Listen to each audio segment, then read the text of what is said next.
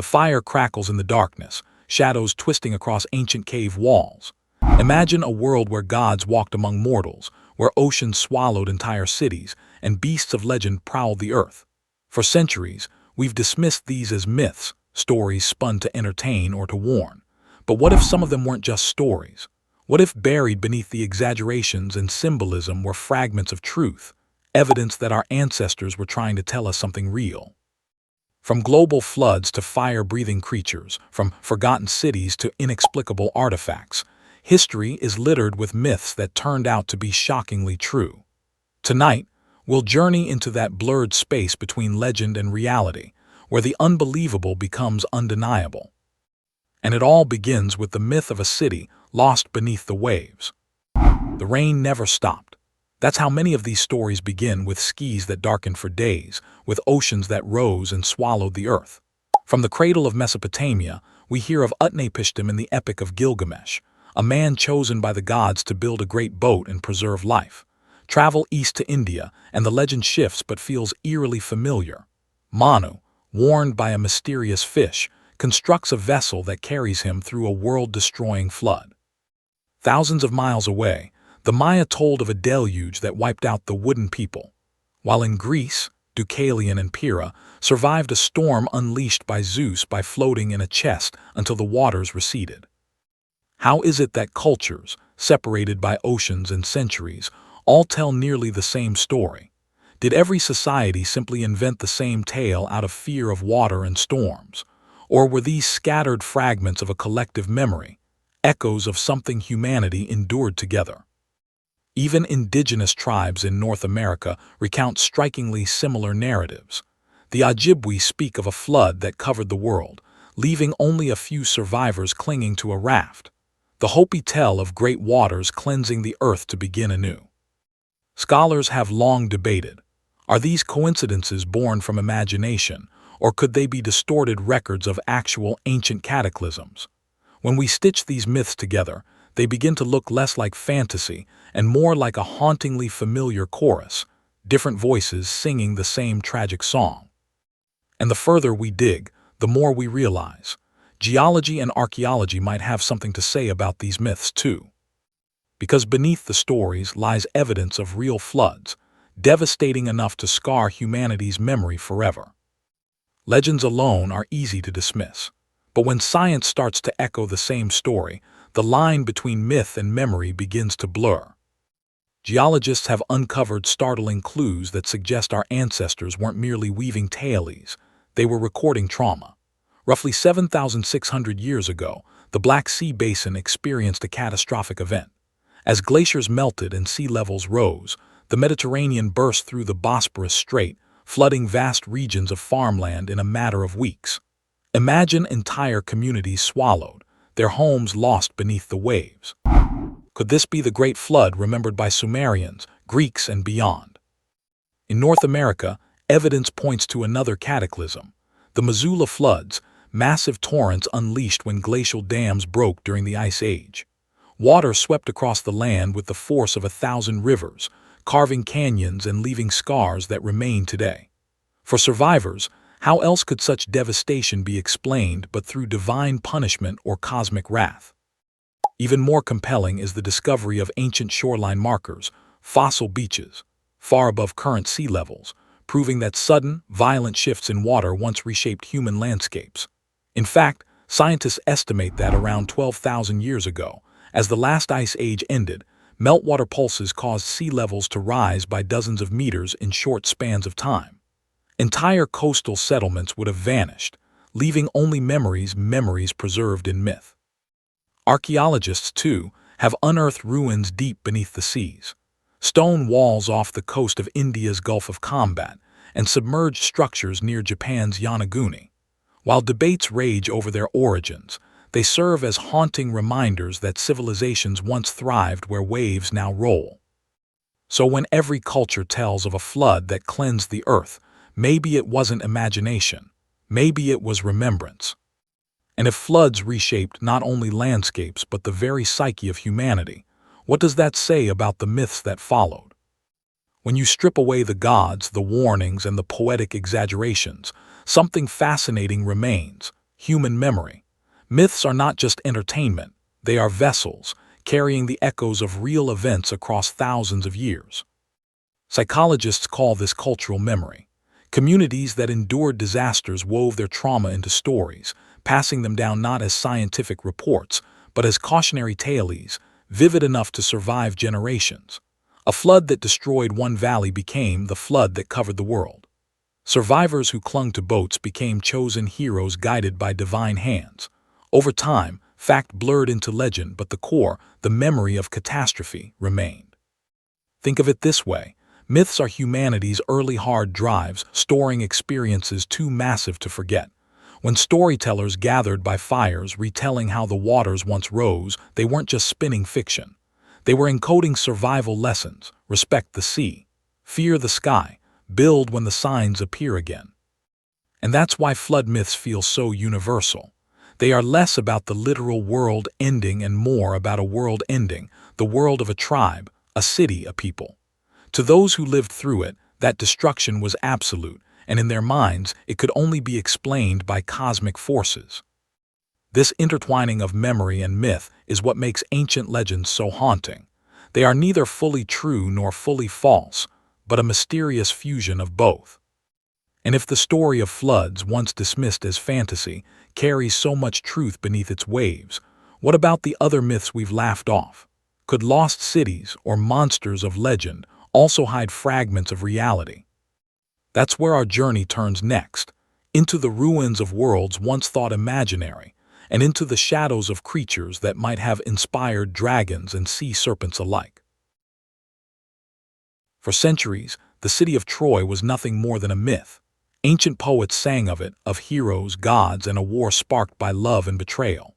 Scholars dismissed it as legend, a grand stage for epic storytelling rather than a place that ever existed. Yet in the late 19th century, an archaeologist named Heinrich Schliemann uncovered ruins in modern-day Turkey that matched Homer's descriptions almost perfectly. What was once fantasy became solid stone, brick, and earth. Troy was real. This revelation opened a question that still lingers. How many other, mythical, cities might be waiting to be rediscovered?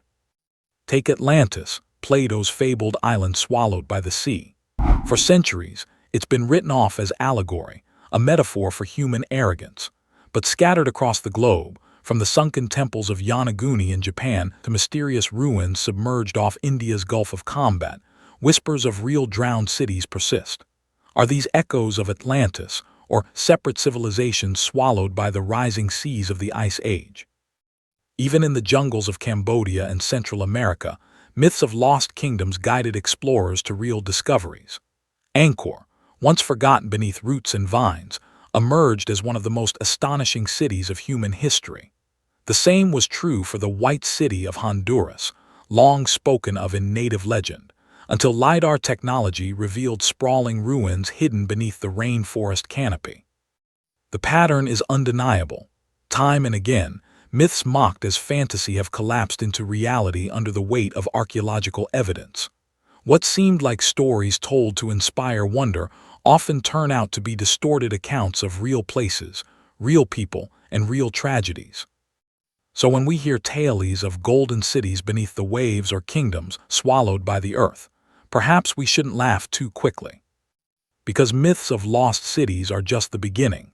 Next, we face something far stranger, the monsters of legend that may have walked this earth beside us. Picture a sailor clinging to the deck of his wooden ship, waves crashing around him as something massive stirs beneath the surface. For centuries, stories of the Kraken haunted seafarers, a tentacled beast so enormous it could drag entire ships into the abyss. Scholars dismissed it as a mariner's exaggeration, until giant squids, some stretching over 40 feet long, were discovered in the cold depths of the oceans. Suddenly, the Kraken was no longer just myth, it was science catching up to legend. The same pattern appears again and again. Dragons, for example, breathe fire in myth, but the bones of massive creatures uncovered in ancient times could easily have inspired such tales. Imagine stumbling upon the fossilized skull of a dinosaur, its jagged teeth glinting in the sun. Without science to explain it, how else could early humans describe such a beast except as a dragon? In Australia, Aboriginal stories speak of the bunyip, a fearsome creature lurking in billabongs and swamps. Centuries later, paleontologists unearthed fossils of Diprotodon, a massive prehistoric wombat-like animal that once roamed the same lands. Was the bunyip a distorted cultural memory of creatures long extinct? Even medieval tales of sea serpents find eerie parallels in modern science. Oarfish, ribbon-like creatures that can reach 30 feet, rise mysteriously to the surface before earthquakes. To ancient eyes, these writhing, silver giants would have been nothing short of monsters. And then there's the chilling overlap between human imagination and reality. The man-eating giants spoken of in Native American and Norse sagas. While literal giants remain unproven, the discovery of oversized skeletal remains, from Neanderthals to unusually tall tribes, suggests that even these myths may have some basis in reality. Time and again, the creatures of legend turn out not to be inventions, but interpretations, humanity's attempt to explain the unexplainable with the language of fear and wonder. But why do we keep turning reality into myth? Why do we exaggerate truth into legend? The answer lies in something deeply human. At the heart of every myth lies a truth, but not always a literal one. Myths are born when raw reality collides with human imagination.